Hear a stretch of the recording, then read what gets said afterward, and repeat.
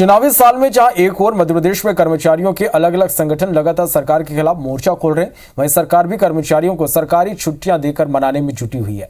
इस साल सरकार ने साल भर की कुल छुट्टियों में 15 दिन की बढ़ोतरी की। अब प्रदेश के कर्मचारियों को 200 दिन छुट्टी मिलेगी और उन्हें काम सिर्फ 165 दिन ही करना होगा, लेकिन वेतन पूरा मिलेगा।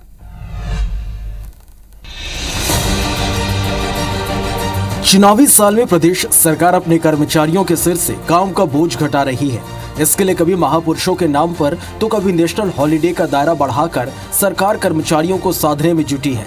एमपी के विभागों में साल भर की छुट्टियों की गिनती करें तो 52 हफ्तों में 53 रविवार, 52 शनिवार मिलाकर एक साल में 105 वीक ऑफ, 29 सरकारी छुट्टियां, एक साल में 62 ऐच्छिक अवकाश, 3 छुट्टी लेने की अनुमति, साल भर में 30 EL, 13 CL और 20 मेडिकल लीव की सुविधा है। यानी इस साल कर्मचारियों को महज 165 दिन ही काम करना होगा, जबकि उन्हें 200 दिन की छुट्टी मिलेगी। इसके अलावा हड़ताल पर भी कर्मचारी छुट्टी पर रहते हैं। तो वहीं महिला कर्मचारियों को 6 महीने के प्रसूति और 2 साल के मातृत्व अवकाश की पात्रता है। कुछ विभागों में 1 महीने तक की स्किल डेवलपमेंट ट्रेनिंग और पढ़ाई के अवकाश की भी पात्रता है।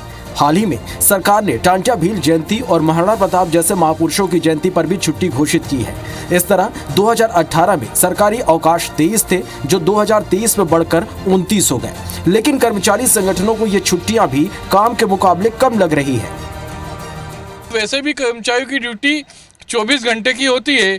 आप देखेंगे कि अधिकांश कार्यालय जो है, शासकीय कार्यालय, छुट्टियों के दिनों में भी, चाहे वो संडे हो, सैटरडे हो, काम होता है तो व्यक्ति आता है, कर्मचारी आता है। हाँ, छुट्टियां मिलती हैं, उससे थोड़ा बहुत 19-20 का भी हो जाता है और कर्मचारी की 24 घंटे की ड्यूटी कहीं प्रभावित नहीं होता।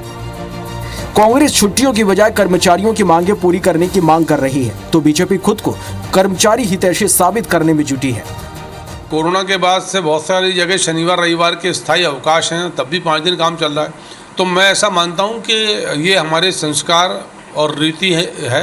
राणा प्रताप जी की जयंती पर जो ऐच्छिक अवकाश था, उसको सार्वजनिक और नियमित अवकाश घोषित किया है।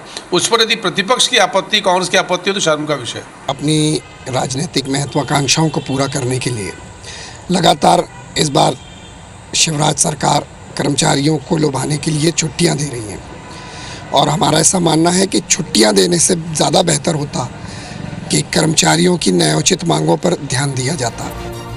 दरअसल साल चुनावी है, इसलिए कर्मचारियों को उम्मीद है कि सरकार बाकी मांगों की तरह छुट्टियां बढ़ाने की मांग भी मान लेगी। लेकिन सवाल यह है कि जब कर्मचारी छुट्टी पर ज्यादा और काम पर कम रहेंगे तो प्रदेश कैसे आगे बढ़ेगा।